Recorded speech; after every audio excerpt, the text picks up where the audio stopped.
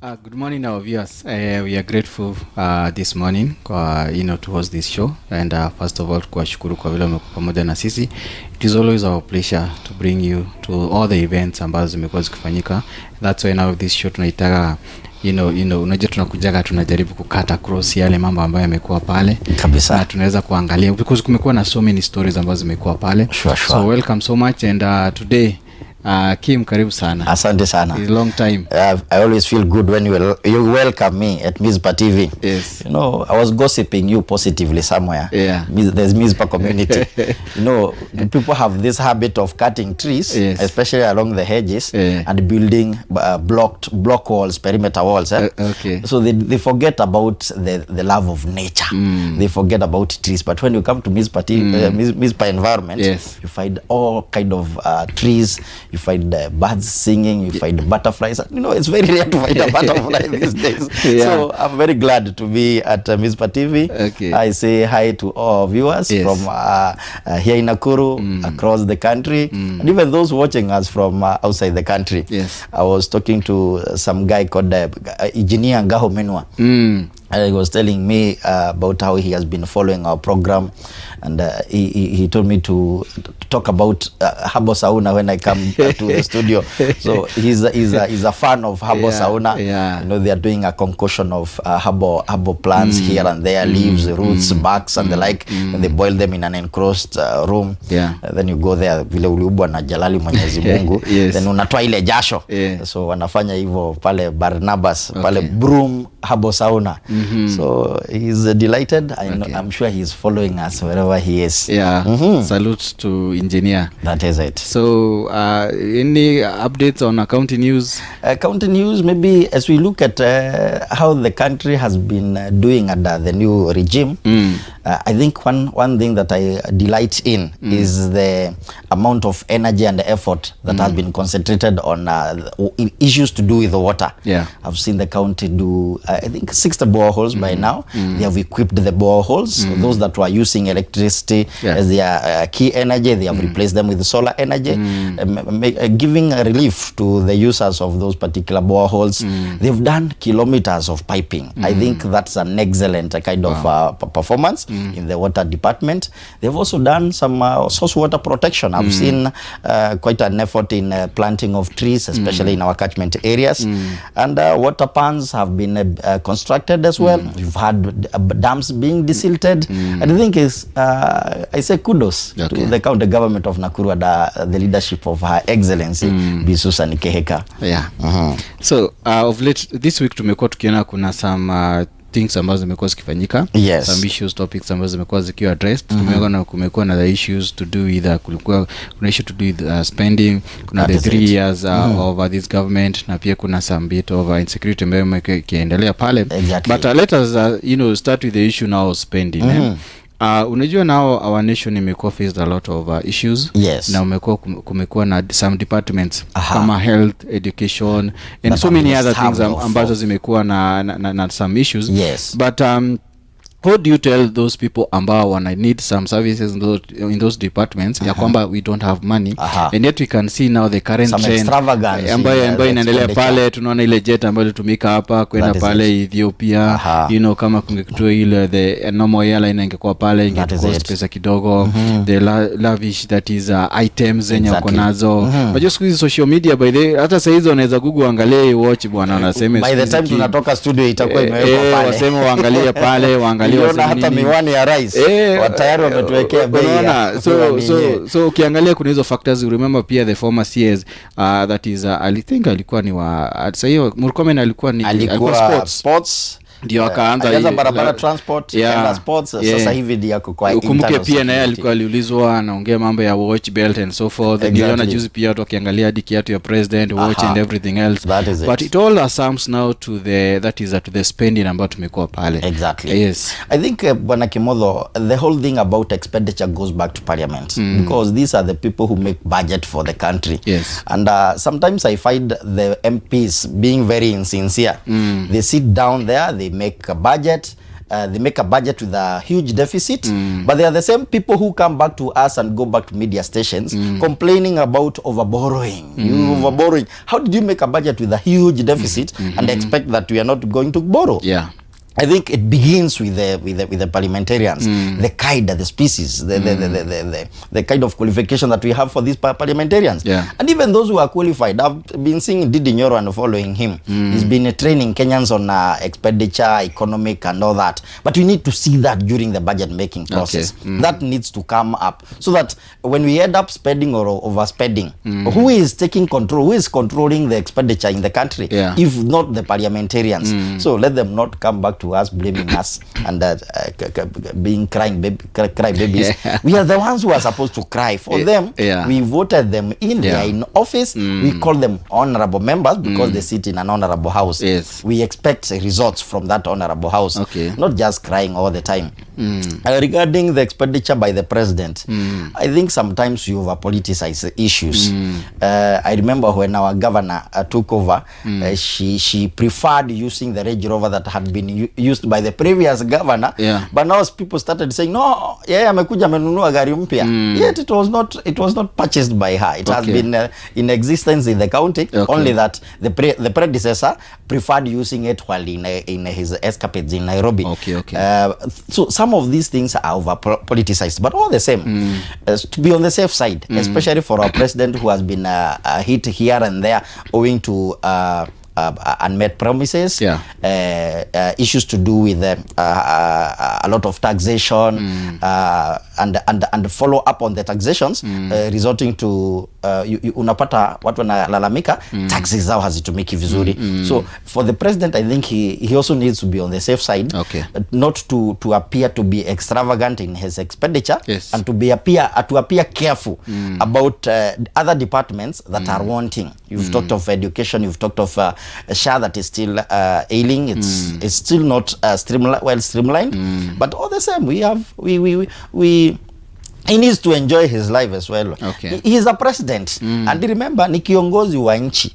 Na wakati tunafunzwa hata kanisani tunaambiwa kiongozi kutoka kwa Mungu mbinguni. Kwa hivyo let the president enjoy his presidency. You know, he has held this country together. You know, Kenya is still in one piece. I was looking at what is happening in Nepal, Bwana Kimodho, and I felt that I should say a prayer for the president and actually ask God to continue granting him favor to lead this country as peaceful as it is. Yes, we have challenges here and there, but we have ways and means of handling our challenges, not going the Nepal way.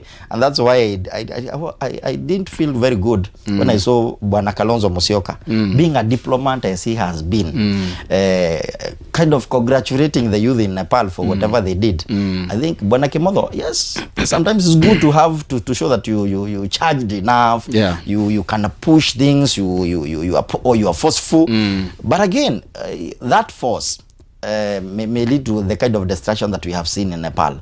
Yes, they have thrown away the prime minister, but they are going to take a long time before recovering what the country enjoyed. So when I see people complaining about the expenditure of the president, I look on the other side and I see that the president has managed to hold Kenya as a singular fabric, united fabric, and a peaceful country. And in addition, he has also supported the devolution. Remember, we're looking at his 3 years performance in office. One thing that I should congratulate him is for cultivating devolution. We've had all the 47 counties thriving. Yes, they have had challenges here and there. Sometimes they have their treasury has always held their fundings for no good reasons. I think that is an area that needs to be improved on, because counties have been crying. They've been going 3-4 months without funding from the treasury, and that is an area that they really need to take care of going forward. So unajua now the issue of spending, we have no issue with the spending, because just according now, because that person anapokea mshahara yake, that is it, and everything else, and the office has a budget, and actually what the budget should be telling us is that during our budget making process, we allocated this to the office of the president, and if he is spending more than what they budgeted for his office, that's the only time they are supposed to come back to us and tell us, no, there is some over expenditure in this particular office. But during their budget making process, I could hear them say that they have allocated a huge amount to State House. So if the president is utilizing what was budgeted by the MPs, then we are not supposed to complain. Yes. So I think something needs to be done on our that is the members of National Assembly. Definitely. Because to me of late, they have been criticizing the control of budget. Exactly. And also the Auditor General on the report that they give. So they need to empower those two offices. That is that now everything now should go well according now to how they have planned. Exactly. So when we combine now the issue of spending, now that is this week wamekuwa kiangazia that is Ruto at 3 years. So time inakimbia. That is it. Because just juzi tu ndio wameingia kwa ofisi wamekuwa wamejaribu kufanya mambo kadhaa. But there are those promises that they gave to Kenyans, because unajua wakati unakuwa elected, you have to tell people what is it that you're going to do.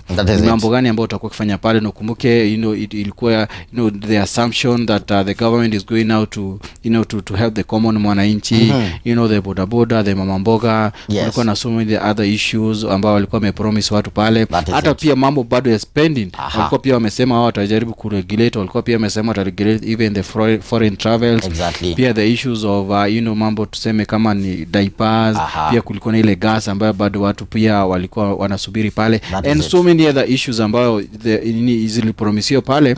And the president himself said that come 2027 itakuwa ni kama hasa mtihani ambayo ilikuwa pale. Kutakuwa na ile checklisting of what they promise and how they have been able to deliver. So nimeona wakiwa wakiangazia hii wiki sana hiyo mambo ambayo yamekuweko pale.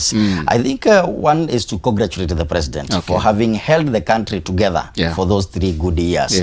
This is a beautiful country, and when it has such kind of a leadership that cares about the fabric that brings us together, that's kudos to the president.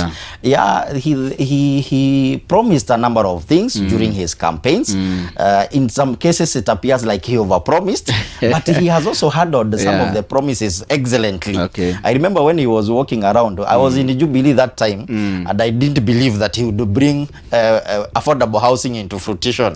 But I'm happy that here in Bahati, in Kivumbini, now in Nakuru Town West, they are doing the survey of how to come up with the affordable housing stuff. I think that is an excellent area that the president has fulfilled his promises. And remember, when we talk about affordable housing, we are looking at it in a mega approach. They are going to purchase raw materials. Okay, the opposition will tell you that it is the leadership that is selling the raw materials, but we have seen otherwise. Here in Nakuru, we've had quarries supplying sodas, supplying sand. We have had quarries supplying building blocks. We've had kokoto coming from our quarries. So when they say that President William Ruto diana supply, I think that has been a political lie. So again, a number of youth have gotten absorbed there. Foodies have gotten absorbed there. And I've liked the approach by Her Excellency B. Susan Kihika, our governor, when she prepared the youth by making sure we have had plumbers, we have had foodies, we have had artisans, but they did not have certificates that could allow them get absorbed into this affordable housing scheme. But they have gotten prepared, they have gotten certificates, and as we ensue with the affordable housing program, we have had absorption of our youth in those particular areas. I think the other area, much as it was also politicized and some people also did their schemes in between, was the issue of affordable fertilizer to farmers. I think this is an area that people have not surveyed it well, but it has impacted positively on the lives of our farmers. Farmers are really smiling Bwana Kimodho. Wakulima wanafurahia, although jalali Mwenyezi Mungu pia ametupatia mvua. So the government came with subsidies for fertilizer. Issuance of this fertilizer, I remember our county government has increased the number of points of uptake of that particular fertilizer so that it's near the farmers wherever they are. And this is an area that the government needs to be appreciated for. Only that kuna wakora waliingilia hiyo mambo ya fertilizer, wengine wakatuletea mavi ya punda. But it's good that the president did not spare them. He edged them out of office. And we were currently at the Motahika Kagwe. I think agriculture is doing excellently. And I appreciate, especially the revamping of like pyrethrum here in Nakuru. The issue of avocado, it was begun by Lee Kenyanjui. Susan Keheka has ensued with the same. And this, if you go around our streets these days, you find young men and ladies carrying avocado in their baskets. Hawking them to wananchi. Hawezi sema sasa hakuna kazi. So farming is an area that this government has also done a good input, and farmers are happy. They've been issuing the subsidized fertilizer and also quality seeds during the planting season. Bwana Kimodho, we have enjoyed whatever they called the chan. I don't know why they called it chan. Igeitwa tu jina fupi. I don't know why chan. That was a very broad name. But for the first time, we have had a mega sporting activity held here in the country within a stadium constructed under the 3 years of President William Ruto's leadership. That's an excellent thing. It is the first time it's celebrated all over Africa, all over the country. I think we need to appreciate that within the 3 years President William Ruto has been in a position of leadership. I think those are some of the milestones. You have and remember the successes of the various counties, the 47 counties, can also be attributed to the leadership and support that they have gotten from President William Ruto. You know, the president was not elected alone. Exactly. We had the MCA, the MP, the women rep, the senator, the governors. So we still have the structures of the county government. That is so despite of people now trying out to see the promises of the president, we also need to see the achievements of the county governments, because you're seeing there are some of the county governments who have been doing a lot, quite well. Especially things to do kama Muranga and everything, and even Thika. And speaking of the issue of fertilizer, it's also good to give credit when it is due. There is one CEO in our county who is doing a great job. That is a Newton Mwaura. He's doing a credible job. He's young and very energetic. He's doing a very credible job to improve now the status of the agriculture. And also the other CEO that is for cooperatives, that is a Kurgat. Because they are working concurrent, because some of these some of these cooperative ndizo ambazo zinahusikana na some of these common storage na zile ambazo ziko pale. So they are also doing a good job. So now when we come back now to the other issue now of the development, every person, because the MCA akitaka kuwa re-elected, atena pale kwa wananchi aseme, this is what I've been able to do. So that MCA, we not try now to exclude him or herself from the leadership. And the same thing from the NP, and also the same thing now also from the governor. So in a sum now to a lot of issues, na pia in a segment now to a subsequent office, you as the MCA nini ambao mweza kufanya. We know there are a lot of challenges, but what ni kitu gani hiyo moja ambao unaweza simamisha umesema umefanya? And the other thing, Bwana Kimodho, it's good that you have talked about the devolved units of leadership. There is an item that needs to be appreciated in the constitution. That is public participation. I oftenly see people kind of criticize the leadership maybe of the MCA, the MP, and even the governor. But some of the items they keep on highlighting on the social media platforms are not items that they discuss during public participation. You cannot start criticizing the government negatively and you did not highlight those items that you are criticizing during public participation. I think we need to be sincere. We need to be open-minded, and we need to be objective when criticizing the leadership, maybe of the MCA, governor, and even the MP. Let us follow up on whatever we present during our public participation, and also manage to go to those public participations.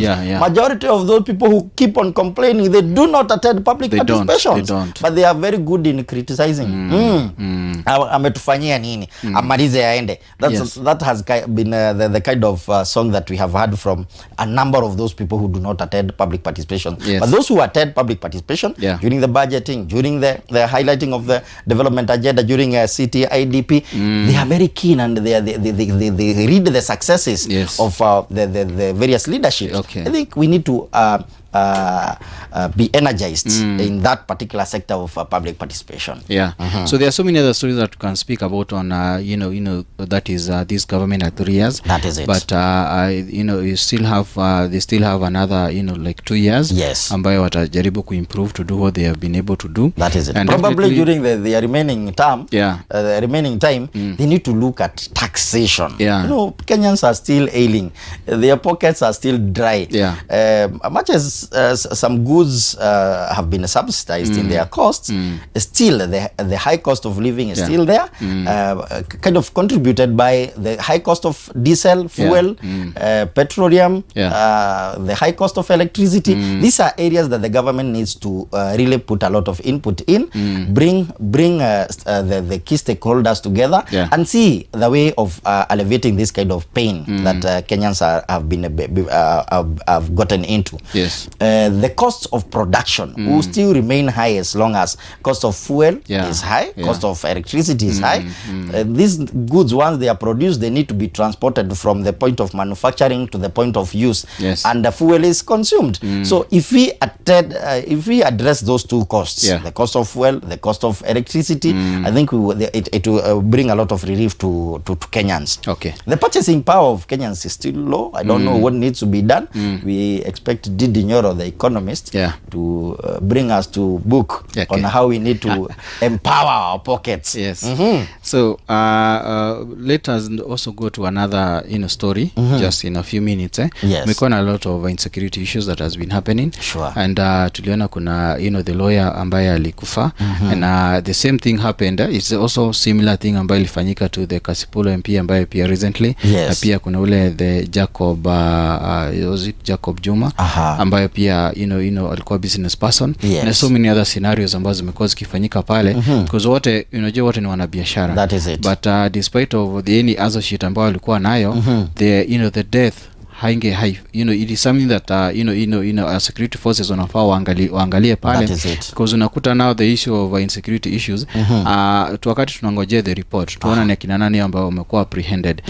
Kuna na so many limitation ambazo zinakuwa pale, don't know the issues of the CCTV, the issue I don't know what na mambo kama yale mengine. So hiyo ni kitu ambayo imekuwa ikiangazio pale, imekuwa ikiasama a lot of pressure now to the security agencies waweze now to come up with a solution, na pia tuweze kuwa na wale watu ambao walikuwa nafanya haya maneno kama watakuwa they will be taken out to the corridors of justice. That is it. I think Bwana Kimotho, you're right. Insecurity has been an issue in this particular country. We've lost lives, quality lives. We've lost an MP, Ngondowere, through being shot by a motorbike rider. Recently we lost Bwana Kialo through again shooting from a motorbike rider. And I don't think these are just ordinary motorbike riders. I think these are thugs who have trained themselves on riding motorbikes so that they can beat those vichorochoro and manage to do their heinous acts and escape. But again, and I want to appreciate the installation of CCTV cameras, especially within our major towns, CBD and the like, and major highways and roads, because this will aid in netting some of those criminals. But again, where is the NIS?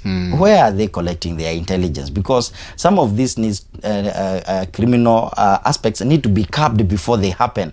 Let's not just be reactionary. Let's be proactive. Let's place our investigative organs, our criminal investigative organs across the country, and especially where we have situations that are more vulnerable to have such occurrences. I think that's an area that needs to be addressed. The other one is on job creation, especially for our youth, so that they remain actively involved and meaningfully involved and engaged, so that they are not available for criminal activities. And that's where I was talking about the importance of the affordable housing program. These youth, they wake up very early in the morning, they get engaged for major part of the day.